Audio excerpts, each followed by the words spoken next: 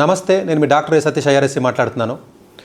So ఈరోజు నేను చెప్పిపోయే video ఏంటంటే, రైల్వేకి సంబంధించినటువంటి ఉద్యోగాల నోటిఫికేషన్స్ ఎప్పుడు పడతాయి సార్? మీరు ఎప్పుడు చదువు గురించి చెప్తూ ఉంటారు, కోర్సుల గురించి.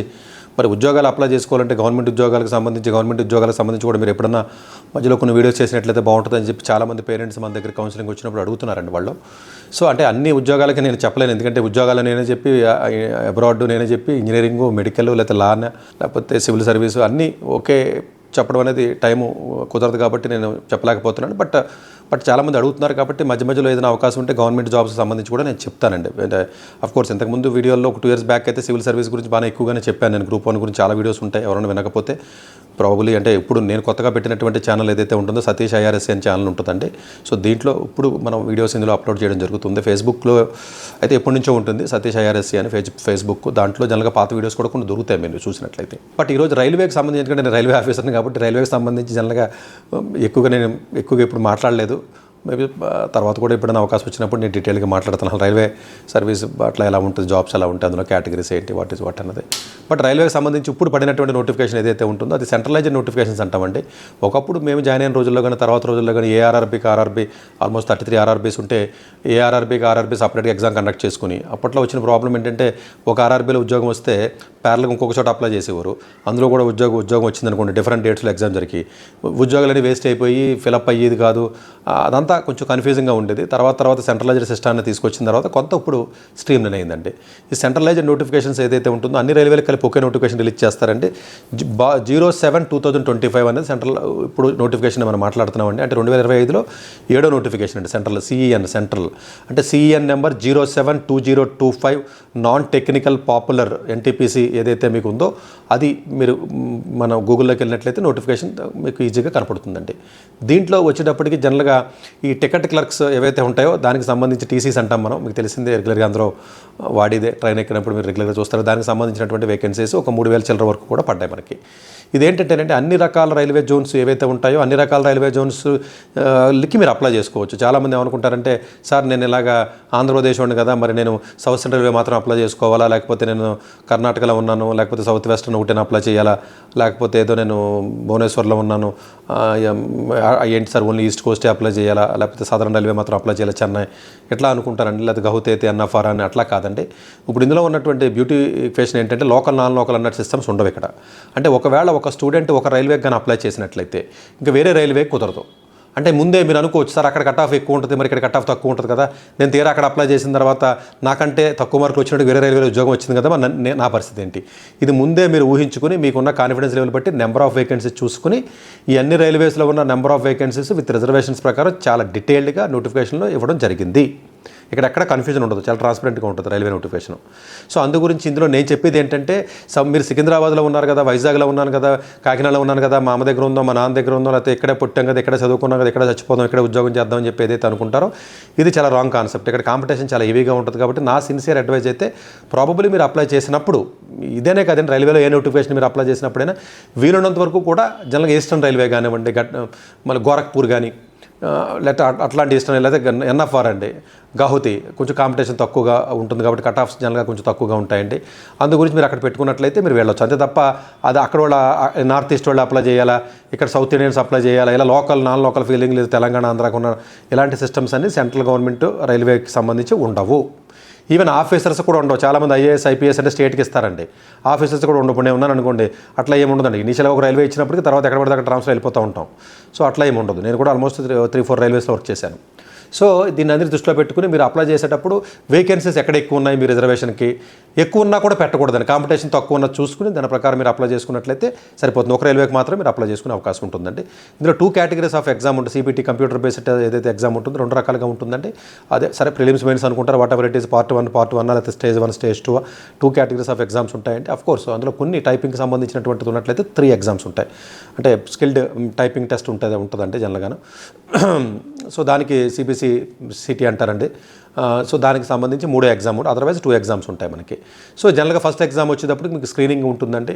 స్క్రీనింగ్ ఉన్న తర్వాత అందులో క్వాలిఫై అయిన తర్వాత ఆటోమేటిక్గా 1:15 తరపున 15 రేషియో ఉంటుంది. 1:15 రేషియోలో సెకండ్ దానికి తీసుకోవడం జరుగుతుందండి. సెకండ్ దానికి తీసుకున్న తర్వాత మళ్ళీ ఒకవేళ టైపింగ్ ఎగ్జామ్కి సంబంధించినటువంటిది ఏదైతే ఉంటుందో దాంట్లో మళ్ళీ 1:8 అండి. 1:8 రేషియో తీసుకుని మళ్ళీ ఆ ఎగ్జామ్ మీరు టైప్ చేయవలసి ఉంటుంది. మీ పర్సనల్ కంప్యూటర్ తీసుకుని వెళ్ళి వర్డ్స్ టైప్ చేయవలసి ఉంటుంది. 30 వర్డ్స్ ఇంగ్లీష్లో, హిందీలో అయితే 25 వర్డ్స్ పర్ మినిట్ మీరు టైప్ చేయవలసి ఉంటుంది. దానికి సంబంధించినటువంటి మీ పర్సనల్ కంప్యూటర్ ఉంటుంది. బట్ ఎలాంటి సాఫ్ట్వేర్స్, ఎలాంటి టూల్స్, ఎలాంటి స్పెల్లింగ్ చెక్స్ అలాంటి ఎక్కడ కూడా మీరు వాడకూడదు. సో అట్లాగే అప్లై చేసేటప్పుడు అన్నీ కూడా చాలా క్లియర్గా స్టేట్లో ఉన్న బీసీఏలు, బీసీబీ, బీసీసీ సర్టిఫికేట్ పనికిరావు. ఓబీసీ అంటే ఓబీసీ, ఎన్సీఎల్ అని ఉంటుందండి. ఎన్సీఎల్ సర్టిఫికేట్ కంపల్సరీగా మీరు పెట్టాలి నిజంగా బీసీ రిజర్వేషన్ కావాలనుకున్నట్లయితే. అలాగే ఎస్సీ, ఎస్టీ రిజర్వేషన్స్ మామూలుగా సెంట్రల్ గవర్నమెంట్ రూల్స్ ఏవైతే ఉంటాయో అవన్నీ కూడా వర్తిస్తాయి. దీంట్లో ఉన్నటువంటి ఇంకొక పాయింట్ ఏంటంటే హారిజంటల్ రిజర్వేషన్స్, వర్టికల్ రిజర్వేషన్స్ రెండు ఉంటాయి సెంట్రల్ గవర్నమెంట్స్లో జనరల్గా. సో జనరల్గా మీరు వర్టికల్ రిజర్వేషన్స్ అంటే సెంట్రల్ గవర్నమెంట్లో అందరికీ తెలిసిందే. ఓసీ పక్కన పెట్టండి. ఓసీ అంటే open category. It's not for ఏదో అప్పర్ క్యాస్ట్ లేకపోతేనేమో అన్న పాయింట్ కాదండి. ఎవరైనా ఓపెన్లోకి వెళ్ళొచ్చు. బట్ దీంట్లో చిన్న ట్రిక్ ఉంటుందంటే చెప్తాను నేను. బట్ ఓబీసీ ఉంటుందండి, ఎస్సీ ఉంటుంది, ఎస్టీ ఉంటుంది, అట్లాగా ఇవన్నీ ఉంటాయి. దీంట్లో హారిజంటల్ రిజర్వేషన్స్ అంటే ఎలా ఉంటుందంటేనండి పీహెచ్ కానీ లేకపోతే మిలిటరీ, డిఫెన్స్ ఇవి ఉంటాయి కదండి, ఎక్స్ ఆర్మ్డ్ ఫోర్సెస్ ఏవైతే ఉంటాయో జనరల్గా అలాంటివి సంబంధించి ఏదైతే ఉంటుందో ఎక్స్ సర్వీస్ మెన్ అవి ఉంటుంది, ఆ కోటా ఉంటుందండి. ఇది హారిజంటల్ రిజర్వేషన్లోకి వస్తుంది. పీడబ్ల్యూ కూడా హారిజంటల్ రిజర్వేషన్. అంటే ప్రతి దాంట్లో ప్రతి కేటగిరీలో మరి సపరేట్గా ఇంత పర్సెంటేజ్ ఇస్తారు. దీనికి ఇంకా మీకు అర్థం అవ్వాలంటే చూడండి, ఆంధ్రప్రదేశ్, తెలంగాణలో కానీ లేకపోతే ఈవెన్ ఐఐటీస్లో కానీ చూడండి, గర్ల్స్కి రిజర్వేషన్ 20% లేదా 10% అని ఇస్తూ ఉంటారు, లేదా 1/3 అని ఇస్తూ ఉంటారు. అది హారిజంటల్ రిజర్వేషన్. అది మామూలుగా 50 పోస్టులు తీశారనుకోండి, 50 పోస్టులో గర్ల్స్కి ఇచ్చేస్తారు 1/3, 20 వాట్ ఎవర్ ఇట్ ఈస్. ఉన్న వాళ్ళకున్న రూల్స్ అండ్ రెగ్యులేషన్స్ ఆ స్టేట్ గవర్నమెంట్కి ఉన్నటువంటివి. ఇక్కడ గర్ల్స్కి ఎటువంటి రిజర్వేషన్ ఉండదు.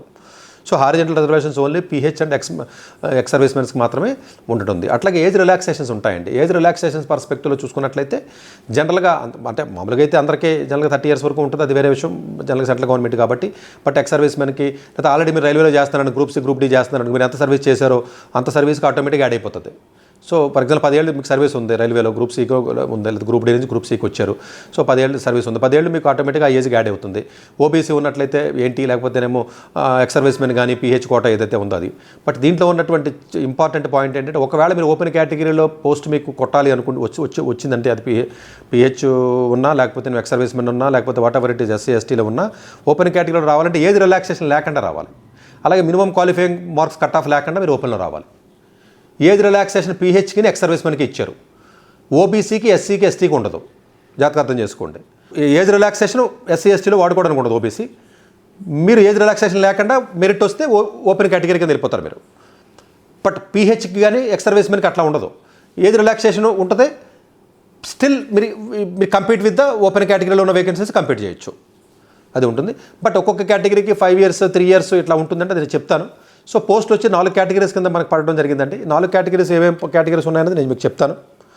అఫ్కోర్స్ నోటిఫికేషన్ అక్టోబర్లోనే పడింది, బట్ లాస్ట్ డేట్ వచ్చి 27 November అండి. అంటే 27th November వరకు అప్లై చేయొచ్చు. బట్ చివరి వరకు వెయిట్ చేయకండి దయచేసి, మీరు ముందే అప్లై చేసేసుకోండి. ఇంకోటి ఏంటంటే అప్లై చేసినప్పుడు అప్లికేషన్ ఫీజులో కూడా రాయితీ ఉంటుంది.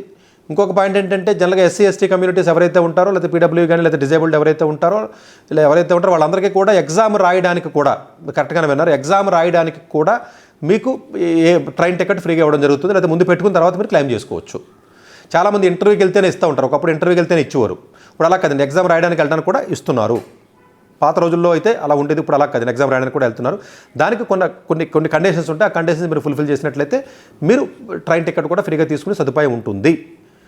So certificate verification, medical is a different story. Medical కూడా ఉంటాయండి, మెడికల్ స్టాండర్డ్స్ కూడా ఉంటాయి.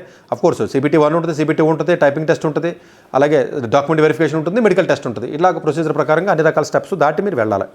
సో ఇది పోస్ట్ పేరు ఏంటంటే కమర్షియల్ కమ్ టికెట్ క్లర్క్ అండి. అఫ్కోర్స్ 7th మన పే స్కేల్లో మీకు 3rd పే లెవెల్ అండి. అది 21,700 రూపాయలు ఇనిషియల్ పే, అది పే బ్యాండ్ అంటారండి, బేసిక్ పే అంటారు.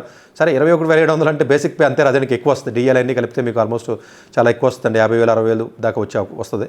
అలాగే మెడికల్ స్టాండర్డ్స్ B2 అండి, చాలా ఇంపార్టెంట్. అసలు B2 అంటే ఏంటి మీరు ఫిట్ అవుతుందో చూసుకోవాలంటే general age limit 18 to 30 open category అండి బాయ్స్కి. అంటే అఫ్కోర్స్ గర్ల్స్కి ఇందులో పోస్టులు ఉండవు కాబట్టి గర్ల్స్కి సపరేట్గా ఏమి ఏజ్ క్రైటీరియా ఉండదు. సో టోటల్ వేకెన్సీస్ 24 అంటే 2,424 చాలా ఎక్కువ ఉంటాయండి. అకౌంట్స్ క్లర్క్ కమ్ టైపిస్ట్ అండి. ఇది పే స్కేల్ వచ్చేటప్పటికి 2 అండి, అంటే కొంచెం తక్కువ అండి. అంటే నెంబర్ పెరిగే కొద్ది పే స్కేల్స్ ఎక్కువ ఉంటాయి. ఇప్పుడు డైరెక్ట్గా యూపీఎస్సీ రాసి వెళ్ళారనుకోండి, మాలాగా వెళ్ళారనుకోండి, పే స్కేల్ స్టార్ట్ అవ్వడమే చాలా వెరీ హై లెవెల్లో స్టార్ట్ అవుతుంది. But so accountants clerk cum typist అనుకున్నట్లయితే 19,900 అంటే C2 మెడికల్ స్టాండర్డ్స్ అండి. సో ఏజ్ మామూలుగా సేమ్ 18-30, 394 వేకెన్సీస్ ఉన్నాయండి. Junior clerk cum typist pay band అట్లాగే 2 పే లెవెల్లో 19,900, ఇది C2 మెడికల్ అండి. 163 వేకెన్సీస్ ఉన్నాయి. అలాగే ట్రైన్స్ క్లర్క్ రెండు పే బ్యాండ్ పే లెవెల్ ఎలాగా 2లోనే ఉంటుంది 19,900. అంటే ఓవర్గా పే లెవెల్ వచ్చి ఓన్లీ 3 లెవెల్లో ఉన్నది ఒకటే 21,700 బేసిక్ పే ఏదైతే ఉందో అది కమర్షియల్ టికెట్ క్లర్క్ అండి. మిగిలినవన్నీ కూడా 19,900. ఏజ్ అంతా సేమ్ ఉంటుందండి. వేకెన్సీస్ వచ్చి ట్రైనింగ్స్ క్లర్క్ వచ్చి 77. ఓవరాల్గా 3,058 వేకెన్సీస్ మనకి దీంట్లో ఉండడం జరిగిందండి. అఫ్కోర్స్ నోటిఫికేషన్ నెంబర్ 7/2025 అండి, సిఎన్ అంటాం సెంట్రల్ అనమాట. సో మెడికల్ ఫిట్నెస్కి అన్ని రకాలు ఉంటాయండి. మళ్ళీ ఇందులో ఏంటంటే చాలామంది పిహెచ్ ఎలా ఉంటుందంటే కొంతమందికి చిన్నదేదో ఫిజికల్గా ప్రాబ్లం ఉంటుందండి, ఏదో హ్యాండ్కో కాలుకో ఇంకోటి ఉంటుంది, బట్ మామూలుగా అంతా బాగానే ఉంటుంది. వాళ్ళ ఓపెన్ కేటగిరీ వాళ్ళతో సమానంగా ఉంటారు తెలివి పర్స్పెక్టివ్లో జనరల్గా. బట్ ఓన్లీ పిహెచ్కి కలిపేస్తే అన్ని పోస్టులు వాళ్ళే పట్టుకెళ్తారు కాబట్టి చాలా క్లియర్గా విజువల్గా బ్లైండింగ్ ఎలా ఉంటారో, లేకపోతే మెంటల్లీ డిజేబుల్డ్ ఎవరు ఉన్నారో, ఫిజికల్గా డిజేబుల్డ్ ఎవరు ఉన్నారో, ఇలా చాలా రకాల కేటగిరీస్ ఉంటాయండి. ఇది చాలా మంచిదండి. ఏమవుతుందంటే లేకపోతే ఒకే కేటగిరీకి పిహెచ్ ఇదివరకు అలా ఉండేది కాదండి. పిహెచ్ అంటే ఒకటే కేటగిరీ కాబట్టి ఏదో చిన్న ప్రాబ్లమ్ ఏదైనా ఫిజికల్గా ప్రాబ్లం ఉంటే మెంటల్గా స్ట్రాంగ్గా ఉంటారు వాళ్ళు. మామూలు ఓపెన్ కేటగిరీలో చదివేస్తూ ఉంటారండి. మొత్తం పోస్టులు 4 వెళ్ళిపోయి.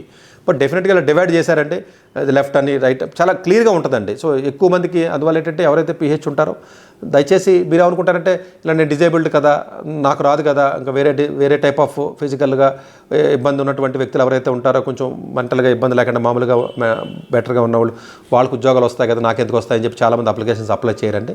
దయచేసి మీరు అది మనసులో పెట్టుకోవద్దండి. దేనికైనా చాలా క్లియర్గా సపరేట్గా ఈ వేకెన్సీస్ ఇవ్వడం జరిగింది రైల్వేలో. సెంట్రల్ గవర్నమెంట్లో చాలా వరకు కూడా అలాగే ఇవ్వడం జరుగుతుంది. సో మెడికల్ స్టాండర్డ్స్ A3 నేను చెప్పానండి. A3లో ఫిజికల్లీ ఫిట్గా ఉండాలండి. A3 అన్నట్లయితే డిస్టెంట్ విజన్ 6/9 లేదా 6/9 ఉండాలండి వితౌట్ గ్లాసెస్.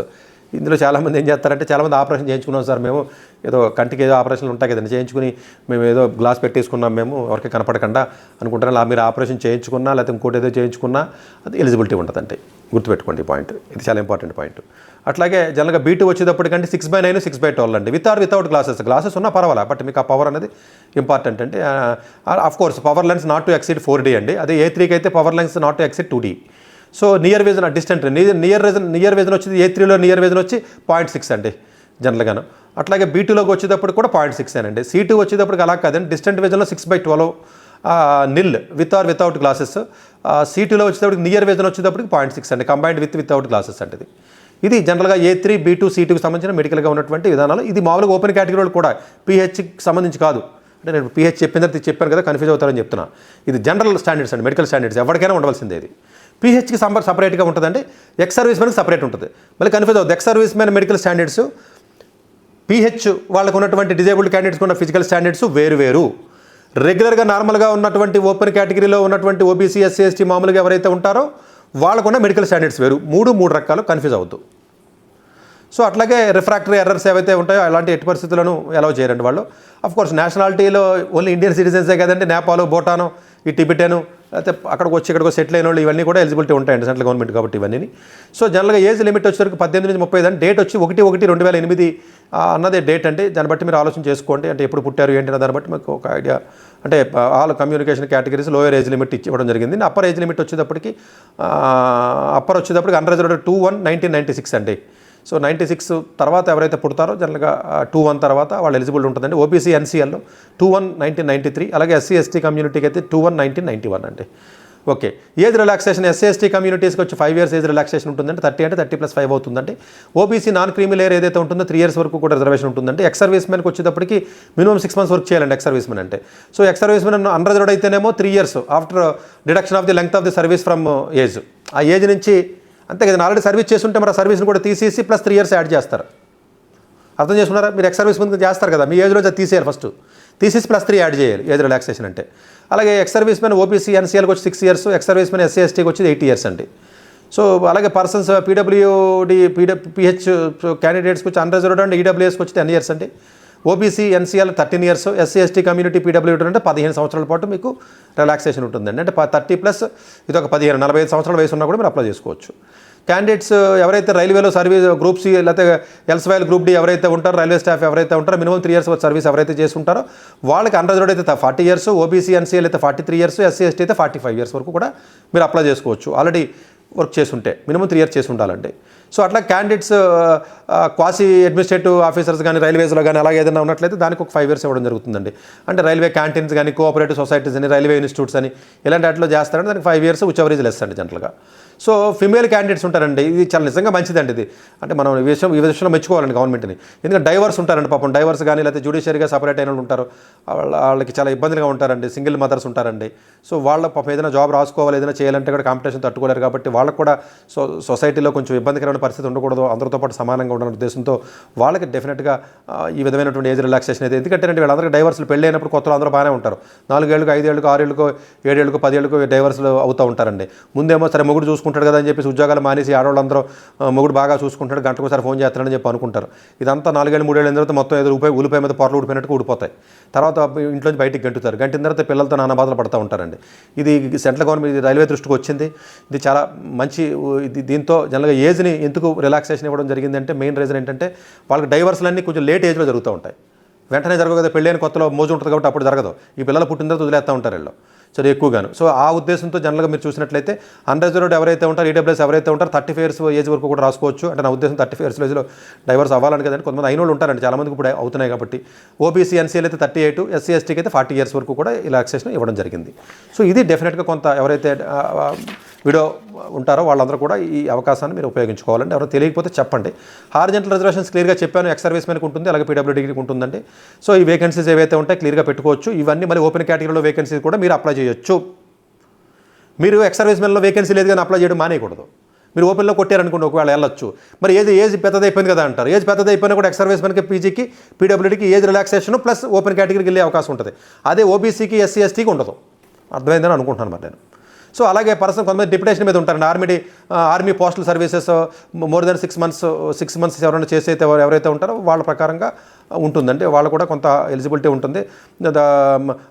రైట్ టు అదే అఫ్కోర్స్ పిహెచ్యూ రిజర్వేషన్ యాక్ట్ ఏదైతే ఉంటుందో అది 2016 యాక్ట్ ఏదైతే ఉందో 16 యాక్ట్ని పక్కాగా వీళ్ళు అమలు చేస్తారండి జనరల్గా. సో డెఫ్ కానీ లోకోమోటర్ డిజేబిలిటీ కానీ ఆస్టిజం కానీ చాలా అన్ని రకాల పిహెచ్ రిజర్వేషన్స్ అన్నీ కూడా కవర్ చేశారండి. డెఫినెట్గా ఇది అంటే ఎవరికి రిజర్వేషన్ ఇచ్చిన ఇవ్వకపోయినా ఈ ఫిజికల్గా ఉన్నటువంటి మెంటల్ హ్యాండిక్యాప్డ్కి మాత్రం ఇచ్చి తీరాలంటే, మిగతా వాళ్ళకి విడోస్కి కానీ వీళ్ళకి ఇవ్వాలంటే, మిగతా వాళ్ళకి చాలామంది పెద్ద కోట్లు ఉన్నవాళ్ళు 100 కోట్లు ఉన్నవాళ్ళు తెలిసండి మా రైల్వే ఆఫీసర్స్కి, మళ్ళీ వాళ్ళ పిల్లలకి రిజర్వేషన్ ఉంటుంది. ఇదేంటో కర్మ నాకు అర్థం కాదు. బట్ ఇవ్వాల్సింది రిజర్వేషన్స్ నిజంగా వీళ్ళకంటే. సో ఇది రిజర్వేషన్ మనం పెంచినట్లయితే సోషల్గా కొంచెం ఎలాంటి ఇబ్బంది లేకుండా ఉంటుంది. సో ఓబీసీకి అయితే ఎన్సీఎల్ ఉంటుందండి, మిగిలిన కమ్యూనిటీకి ఎన్సీఎల్స్ ఉండవండి. జనరల్గా మీకు రిజర్వేషన్ ఆల్రెడీ ఒకసారి యూజ్ చేసుకున్న ఫైనాన్షియల్గా ఎంత స్ట్రాంగ్గా ఉన్నా కూడా నెక్స్ట్ జనరేషన్స్కి ఉంటుంది. బట్ ఓబీసీకి అలా ఉండదండి, బాగా గుర్తుపెట్టుకోండి. డెఫినెట్గా ఆ ఇన్కమ్ అనేది బ్యాండ్ ఉండాలి. Anyway first stage computer based test ఏదైతే ఉంటుందో సిబిటీ. సో ఎగ్జామ్ డ్యూరేషన్ ఏదైతే ఉంటుందో 90 minutes ఉంటుందండి. జనరల్ అవేర్నెస్ 40 ఉంటుందండి. అలాగే మ్యాథమెటిక్స్ 30 questions ఉంటుంది. జనరల్ ఇంటెలిజెన్స్ రీజనింగ్ 30, టోటల్గా 100 questions. ఇది చాలా ఛాలెంజింగ్ అండి. 100 questions 90 నిమిషాలే. క్వశ్చన్కి 1 నిమిషం కూడా ఉండదు. అన్ని చోట్ల నేను చెప్పినట్టుగా first priority maths and intelligence మన ఐక్యూకి ఇస్తారు. మ్యాథ్స్కి 30 questions, general intelligence and reasoning 30. అంటే ఎంత అయింది? 30 + 30 ఎంత అయింది? 60 అయింది.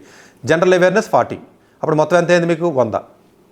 సో ఇది జనరల్గా అంటే ఎగ్జామినేషన్ డ్యూరేషన్ ఎవరైతే జనరల్గా అంటే కొంచెం వేరే డిజబిలిటీ ఉన్నటువంటి వ్యక్తులు ఎవరైతే ఉంటారో వాళ్ళకి స్క్రైబ్స్ ఎవరైతే ఆ కేటగిరీ కింద వస్తారో వాళ్ళకి 120 minutes వరకు ఇవ్వడం జరుగుతుంది. బట్ నెగిటివ్ మార్కింగ్ 130 ఉంటుంది. చాలా కేర్ఫుల్గా పెట్టాలండి. 1/4 కాదు 130. అలాగే సిలబస్ చూస్తే మ్యాథమెటిక్స్లో జనరల్గా 12th క్లాస్ క్వాలిఫికేషన్ కాబట్టి ఎలిజిబిలిటీ 12th అండి. మినిమం 50% ఉండాలి. చాలామంది 12thలో మినిమం 50% ఉండకపోయినా కూడా రాయొచ్చు, ప్రొవైడెడ్ అఫ్కోర్స్ రిజర్వేషన్ ఉంటే కొంత రిజర్వేషన్ లేకుండా ఓపెన్ కేటగిరీ అయినప్పటికీ కూడా 50 లోపు ఉన్నా కూడా రాయొచ్చు, ప్రొవైడెడ్ డిగ్రీలో మీకు పర్సంటేజ్ 50 కంటే ఎక్కువ ఉంటే చాలు. అంటే హయ్యర్ క్వాలిఫికేషన్ అవసరం లేదు, ఉండి దాంట్లో 50 అబవ్ ఉంటే 12thలో 50 లోపు ఉన్న వాళ్ళు రాయొచ్చు. జాగ్రత్తగా అర్థం చేసుకోండి ఈ పాయింట్ని. ఓకేనా. మ్యాథమెటిక్స్ నెంబర్ సిస్టమ్ కానీ decimals, fractions, LCM, HCF, ratio and proportions, percentage, mensurations, time and work, time and distance, simple and compound interest, profit and loss, elementary algebra, geometry, trigonometry, elementary statistics. ఇది mathematics అండి.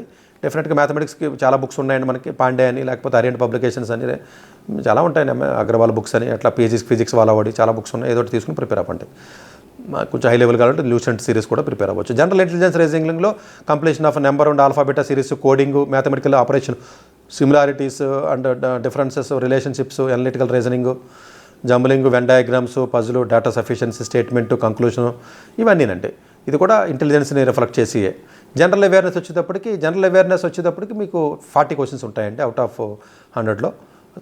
General అవేర్నెస్లో national కానీ international importance events ఏవైతే ఉంటాయో, art, culture, ఇవన్నీ ఏవైతే social studies సంబంధించిన అవన్నీ, జాగ్రఫీ కానీ, పొలిటీ కానీ, కొంత ఎకానమీ కానీ, ఇవన్నీ కొంతగా యాడ్ అవుతాయండి. Minimum percentage of marks under 40% అండి. ఈడబ్ల్యూఎస్ కూడా 40% రావాలి. ఓబీసీ ఎవరైతే ఎన్సీఎల్ ఎవరైతే ఉంటారో 30% అండి. ఓబీసీ ఎన్సీఎల్ లేకపోతే వాళ్ళు ఓపెన్ కేటగిరీ కింద అవుతారు, కన్ఫ్యూజ్ అవ్వద్దండి. 30%. మీరు స్టేట్లో బీసీ సర్టిఫికేట్ ఉన్నా కూడా చెల్లదు, ఓకేనా. ఓబీసీ ఎన్సీఎల్ 30% ఉండాలి. అలాగే ఎస్సీ కమ్యూనిటీ 30%, ఎస్టీ కమ్యూనిటీ 25% ఉండాలండి. ఈ ఎలిజిబిలిటీ రిలాక్సేషన్పై 2 మార్క్స్ ఉంటుందండి. పీడబ్ల్యూ అయితే 2 మార్క్స్ ఉంటుందండి. అలాగే సెకండ్ స్టేజ్లోకి వచ్చేటప్పటికి ఎవరైతే ఫస్ట్ స్టేజ్లో క్వాలిఫై అవుతారో 1 in 15 చొప్పున సెకండ్ స్టేజ్కి వెళ్ళడం జరుగుతుంది.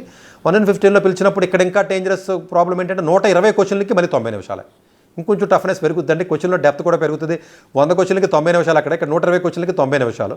సో ఎగ్జామ్ డ్యూరేషన్ మినిట్స్ వచ్చేటప్పుడు 90 నిమిషాలు ఉంటే క్వశ్చన్స్ సేమ్ అండి. జనరల్ అవేర్నెస్లో కొంచెం 50 ఉంటాయి, మ్యాథమెటిక్స్ 35 ఉంటాయి, జనరల్ ఇంటెలిజెన్స్లో 35. సో క్వశ్చన్స్ వచ్చేటప్పటికి పెరిగిపోయినాయి, 120 క్వశ్చన్స్ పెరిగిపోయినాయి. జనరల్ అవేర్నెస్లో ఇంతకుముందు 40 ఉంటే ఇప్పుడు 50 అయినాయి, మ్యాథమెటిక్స్లో 30 ఉంటే 35 అయినాయి, జనరల్ ఇంటెలిజెన్స్ అండ్ రీజనింగ్లో అంతకు 30 ఉంటే ఇప్పుడు 35 అయినాయి. సో టైం అదే, మళ్ళీ 1/3 మళ్ళీ నెగిటివ్ మార్కింగ్. సో 1/3 చాలా డేంజర్ అండి. ఇప్పుడు బిట్స్ పిలాని ఎగ్జామ్ లాంటిది అనమాట ఇది. సో అలాగే mathematics, general intelligence, general awareness mostly అదే సిలబస్ అండి. సిలబస్లో మార్పు లేదు.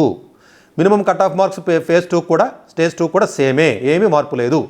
40% OBC 30%, SC 30%, ST 25%, PWD -2%. Normalised score ఉంటుందండి. ఎగ్జామ్ ఒకే రోజు జరగదు. సో మనకి జేఈ ఎగ్జామ్ జరుగుతూ చూసారా, ఒక వారం రోజులు అలా జరిగిపోతాయి. మీరు 2-3 రైల్వేలు అప్లై చేశారనుకోండి, అప్లికేషన్ మొత్తం రిజెక్ట్ చేసి పడేస్తాడు, బ్లాక్ చేసేస్తాడు మిమ్మల్ని. ఫ్యూచర్లో అప్లై చేయడానికి కూడా లేకుండా చేసేస్తారు. మీరు ఎక్కువ తెలుగులు ఉపయోగించి 2 సార్లు అప్లై చేయకండి. మీరు అప్లై చేసిన ఉపయోగం లేదు, ఎందుకని అవన్నీ ఎలాగో ఒకేసారి జరుగుతాయి. మీరు ఈ షిఫ్ట్లో ఇక్కడ జరుగుతుంది కదా 1 డే, ఇంకో చోటకెళ్ళి ఇంకో షిఫ్ట్లో 1 డే చేస్తామని చెప్పి అతి తెలివిని ఉపయోగిస్తూ ఉంటారు. మీకంటే తెలివైన అవతల వాళ్ళు. సో అందు గురించి 2 days అప్లై చేయొద్దు. ఒక్క చోట అప్లై చేయండి, ఒక్క రైల్వే మాత్రం. అక్కడికి వెళ్ళి ఎగ్జామ్ రాయాలి. నార్మలైజ్ చేస్తారండి వాళ్ళకి దీనికి చేసినట్టుగానే. సో ఆల్రెడీ దీనికి సంబంధించినటువంటి టైపింగ్ టెస్ట్ ఉంటుందండి. మీకు ఆల్రెడీ నేను కమర్షియల్ కమ్ టికెట్ క్లర్క్కి అక్కర్లేదండి, పే లెవెల్లో 3లో ఉన్నదానికి. అకౌంటెంట్ క్లర్క్ కమ్ టైపిస్టు, అలాగే జూనియర్ క్లర్క్ కమ్ టైపిస్ట్కి మాత్రం computer based typing skill test అని ఉంటుందండి, CBTST. అది రాయాలండి 1/2 hour మీ పర్సనల్ కంప్యూటర్లో. సో జనరల్గా క్వాలిఫికేషన్ ఎలిజిబిలిటీ చెప్పానండి మీకు. 12th క్లాసు డిగ్రీ గురించి చెప్పాను. వేకెన్సీస్ గురించి నేను చెప్పడం జరిగిందండి. ఆల్మోస్ట్ అన్నీ కవర్ చేశాను. బుక్స్ ఏదైనా చదువుకోవాలనుకున్నట్లయితే Arihant publications 33 years RRB NTPC అని బుక్ ఉంటుందండి. స్టేజ్ 1కి. స్టేజ్ 1కో బుక్, 2కో బుక్ కొనకండి, కలిపే ఉంటాయి, సిలబస్ ఒకటే కాబట్టి. కొంచెం స్పీడ్ ప్రాక్టీస్ ఉంటుంది, కొంచెం డెప్త్ ఉంటుందండి. అట్లాగే all in one RRB NTPC book ఉంటుందండి. ఫిజిక్స్ వాళ్ళ వాడిది కూడా RRB NTPC all in one ఉంటుందండి, PYQ. సో అంకిట్ బట్టి అని ఒక బుక్ ఉంటుందండి, RS అగర్వాల్ కానీ. ల్యూసెంట్ బుక్ చాలా మంచిదండి, నేను పర్సనల్గా ఇష్టపడతాను, నేను చదివాను కూడా ఆ రోజుల్లో, నాకు బాగా గుర్తు. Lucent GK and general awareness. Reasoning MK Pandey చాలా బాగుంటుందండి, కొంచెం అడ్వాన్స్డ్ లెవెల్ ఉంటుందండి. అలాగే ఇన్స్టిట్యూట్స్కి వెళ్ళి కోచింగ్ తీసుకోవాలనుకుంటే కోచింగ్లో పెద్ద ఉపయోగం ఉండదు. డైరెక్ట్గా మేము మెటీరియల్ చదివిన డైరెక్ట్గా కోచింగ్ సెంటర్లో చాలామంది కోచింగ్ వెళ్ళిపోతాను. రేస్ ఇన్స్టిట్యూట్కి వెళ్తాను, IICEకి వెళ్తాను, లేకపోతే పవర్ మైండ్కి వెళ్తాను, లేకపోతే పేస్